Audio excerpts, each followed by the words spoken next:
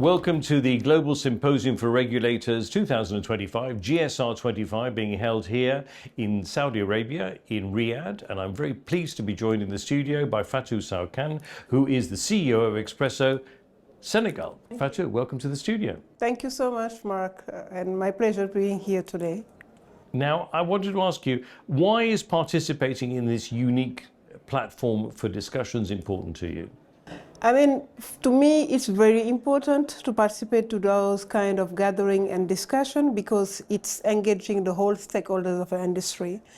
And actually, to make happen our job and our objective, we need synergy between stakeholders. And I think this kind of platform and, event, I would say, are just helping us to reach that objective. And that's why it's so important for us to be here, to meet the other stakeholders, to have, side discussion, tackle other questions and challenges that can help us once we're back to our company. Tell us a little bit about your company. So my company is Expresso Senegal. We're there since 2007. We are a global licensed telecom operator, competing with two others in Senegal. We are three players, and we are belonging to a group called Sudan Telecom Group, which is actually those headquartered in Sudan, Khartoum, and have also office in Dubai, and have another operation in Mauritania. So we're operating in Senegal, as I said, since 2007 for both mobile, fixed, and licenses, and actually working on getting the 5G license also to go further on the digital transformation that we're aiming to. And what are the major challenges and opportunities for you? I would start by the opportunities before talking about the challenges. I think the opportunities are huge, especially in our country, where actually the digital literacy is still low. And I barely think that the operators, the actors, the government, regulatory, they have a lot to do, not only by laying the connectivity everywhere in the country, but also helping population, educating them more on the skill set in terms of digital transformation, but also showing them and proving them how digital can transform their lives. Not only for entertainment and fun, but for development, for education, for participating actively on the economy of the country. And for this, I'm seeing a huge path that we all can engage so that to get there together. But we need to be together. Okay, opportunities. What about the challenges? So the challenges is to be together. Okay, where I end up by the opportunities, the main challenges that I'm seeing the willingness, I'm seeing every policy is put in place, but the stakeholders are not at the same time in the same room to take decision or to brainstorm. The stakeholders are not aligned enough to make things happen properly on time. So this is the challenge that I'm seeing. As a NOPCO telecom operator, basically in our day-to-day businesses also, what I'm feeling is just this lack of flexibility also to understand us as a business company, that we're here to make money, and then, we're here to serve population, we're here to respect obligation in terms of regulation, but this side of business orientation also need to be understood by the other stakeholders, especially on the government and the regulatory side. Absolutely. Basic economics, I think, on that. And I think what I was going to come back to you on is the theme for this year's GSR is regulation for sustainable digital development. What does that mean to you? To me, to reach this sustainable development, we need a collaborative way. I think this morning we had an excellent discussion about it around a panel discussion. And the idea is, as I said, all stakeholders need to have the same understanding, understand their role, and do things together. That's very important. We're saying it, we're advocating, but it's not actually the reality.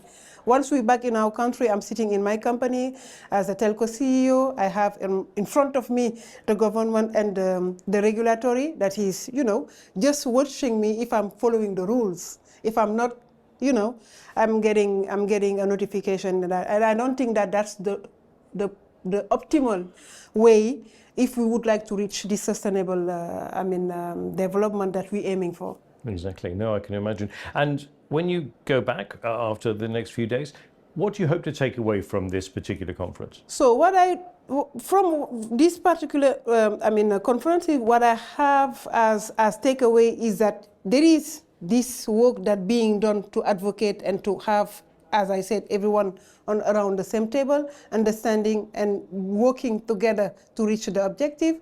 So now, me as a CEO, what I'm planning to do once I'm back, I will take the lead. I will not wait. I will take the lead, and I start the discussion even with the chairman of our regulatory office, that we need to convey for a kind of forum where all the stakeholders will be sitting, and then we can discuss and agree on the step forward.